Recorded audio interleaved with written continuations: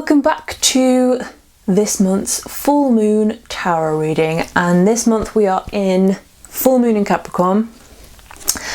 I have a new microphone, so hopefully it works and you can hear me better.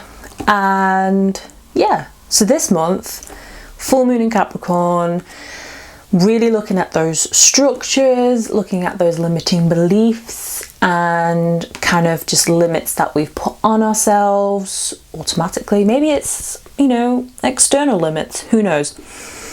Mostly what we are doing, because it is also, it's just been the summer solstice, we still have that solar energy that we can use as we move forward until I think it's the 1st of July that we've still got that kind of big, powerful solar energy. So we can use that for this full moon in Capricorn as well, really to help us shine a light on those things that we maybe can't see as clearly most of the time. But yeah, good stuff. So as per usual, I've pulled our 10 cards for this full moon reading, and it's very Capricorn-y. It's very in line with what we would usually work on with full moon in Capricorn. So let's get started. So let's have a look at this middle section first. The energy we've got in the past position that's really driving us into this month's tarot reading is the Page of Cups.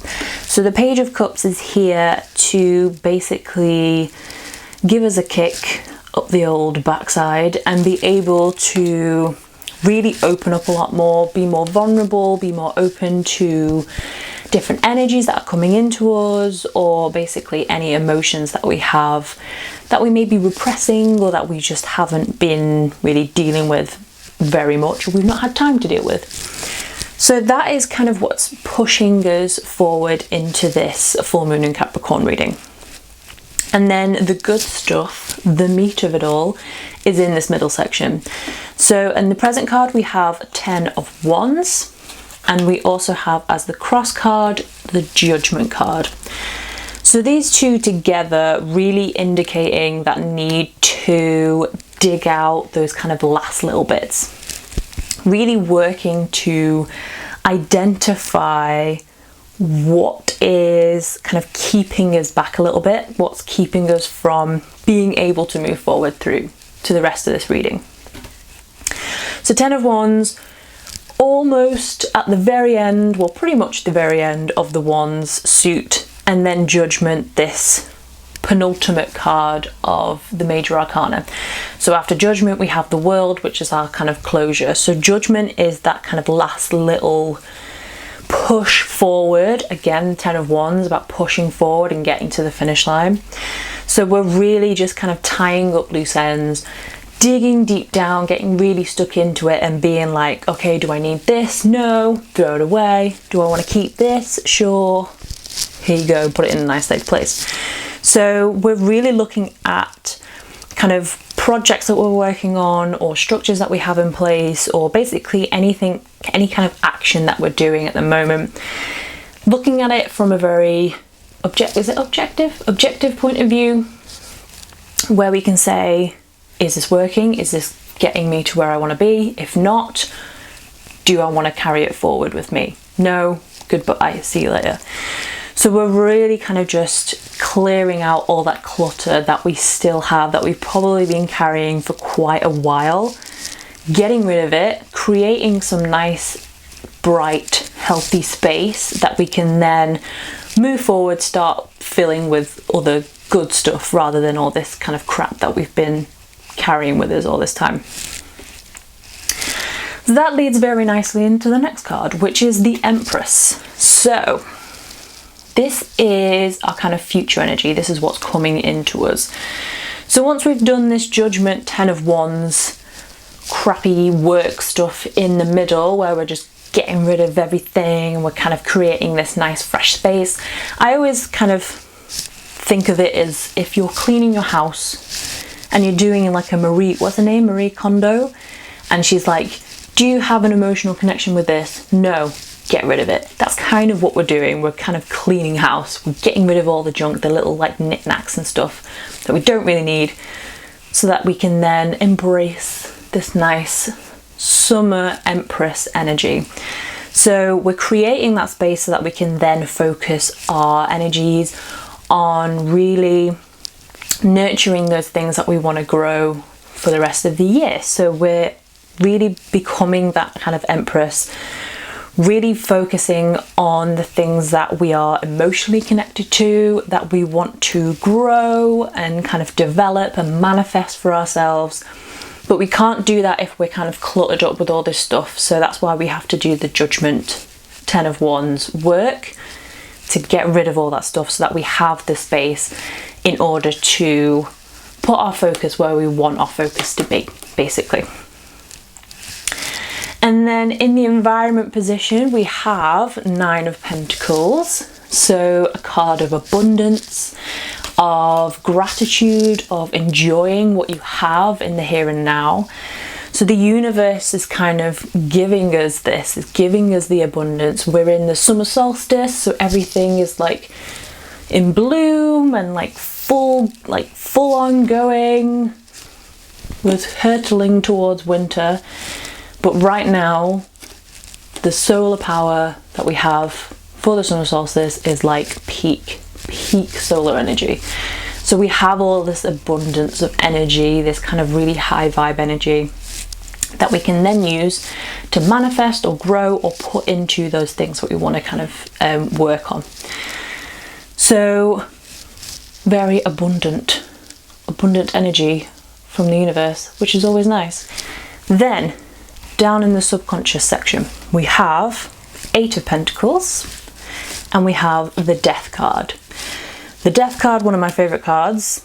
Obviously, within history, people have given it a bad name, but it is also the card of Scorpio, which is moi. I am Scorpio, so I do love the Death card.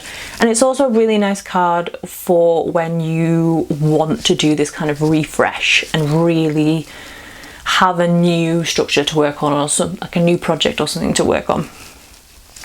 So the way that I kind of read this is we have subconscious knowing and subconscious feeling. So subconscious knowing is the 8 of Pentacles.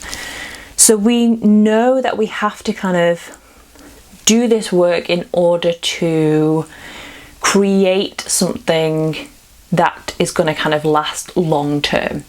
So we're not kind of doing like little bits and bobs to just try and clean things up. We're really doing that deep clean. So as if like you're cleaning your house, you just do like a bit of dusting, but we're not doing that. We're doing like a deep clean, like things are coming off the shelves and we're taking things out of drawers and like reorganizing everything, and we're doing a complete overhaul. And we're kind of subconsciously, we know that we need to do this in order to create and bring in what we want to kind of manifest and bring into ourselves. So we are subconsciously aware of this, and we also are very able to do this. So there's nothing stopping us from doing this other than mental limitations or limitations that you put on yourself. So you are perfectly capable of doing this work. It just may not be a comfortable thing to do. And that's where the Death card comes in. So the Death card is in the U position, that kind of unconscious feeling. So we know we need to do this work so that we can be reborn, that we can transform into the person that we want to be, so that we can put our energy into the places that we feel like our energy needs to go, and not where our head is like, okay, that needs to be made a priority, if really you're not really that bothered about it. So the Death card is kind of coming in, really showing us that this is going to be a complete overhaul, that it's going to be a complete change. It's going to feel very different energetically, and it's just a nice kind of transformative energy for the summer solstice and for full moon in Capricorn. So if we kind of follow this diagonally as well, we have the Death card and the Empress. So again, that kind of the death and the rebirth. So the Empress, because she's a very fertile card about kind of bringing life into things, and then we have the Death card, which is obviously about things ending.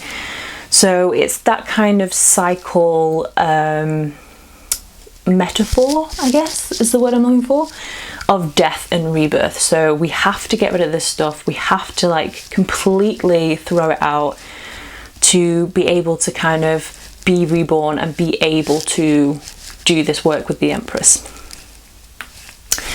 In the conscious position, we have conscious knowing, Queen of Swords, conscious feeling, King of Swords.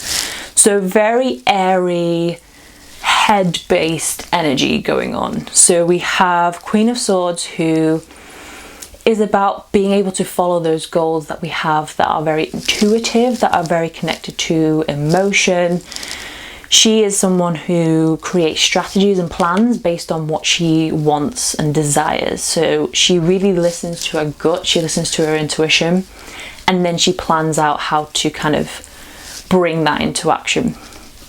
King of Swords, very, very air-based. So he's the heir of air, very into strategy and having all the facts and the figures before he actually puts anything into action. So with these two cards in the conscious position, there is a need to kind of balance them out, because obviously Queen of Swords is very intuitive, but the King of Swords is very kind of logical and likes to like kind of very tunnel vision about it. So if we let him take control, that can become a limitation, because we then allow him to say, oh, I can't do that because I don't have these facts and figures and this data in order to do it. But then the Queen of Swords is like, but I want to do it. Like we need to do something in order to get to this end point.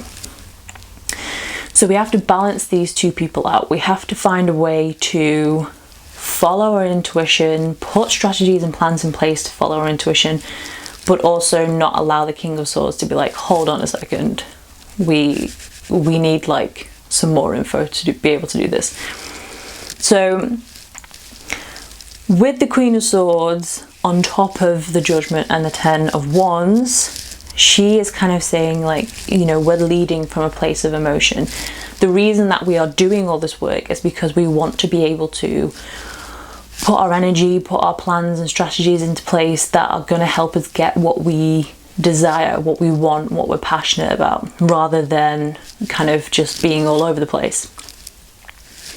The King of Swords, because he's in the hopes and fears position, obviously he's a kind of the two sides of the same coin, hopes and fears.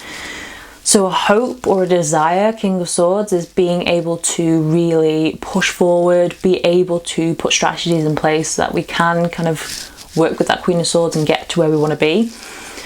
But also a fear, again, can become a limitation of what if I get it wrong? What if this isn't the right decision? What if I, you know, don't have the right information? What if I don't have the right knowledge?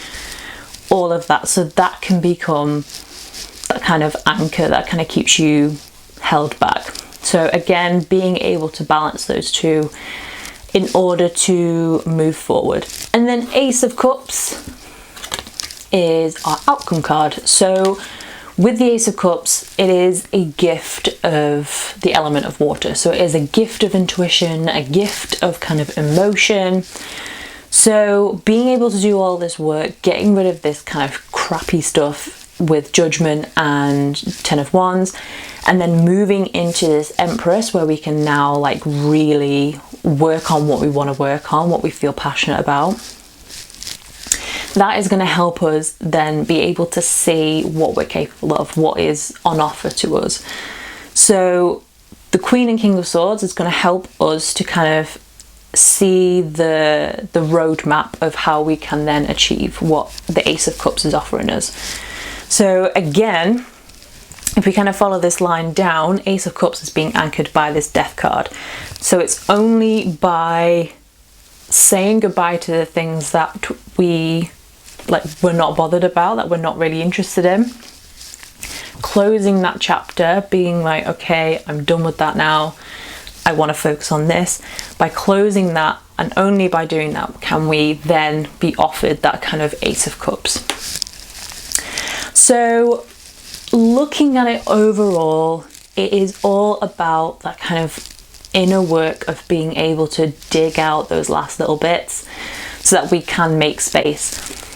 As a quick summary, if we're just going to get really simple about it, we are trying to create space within our psyche, within our world, our material world, our internal world, so that we can then focus our energies into the things that we want to focus our energies into.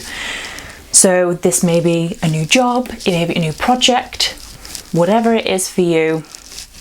We need to create that space so that we can then use that kind of freedom that we have created for ourselves to put all of our energy into what we want to put our energy into. So that is what we're going to be working on for full moon in Capricorn. I hope this was helpful. My voice is going. I don't have any water anywhere, I don't think. No, I do not. But anyway, that is all for this month's full moon tarot reading. I hope that was helpful. And yeah, if you want a one-on-one tarot reading, I do email and video tarot readings, either one-off, or I also offer a monthly tarot reading package that you can get as well. If you kind of want to work with me one-on-one on something specific, if you're going through something right now, or you have a specific project that you're working on, you want tarot to help you guide you through it, let me know. So all that information is on the website. I hope you have a lovely full moon in Capricorn and rest of the summer solstice, even though it's raining. Well, British summertime. And yeah, that is all for now. Have fun. See you next month for another full moon reading.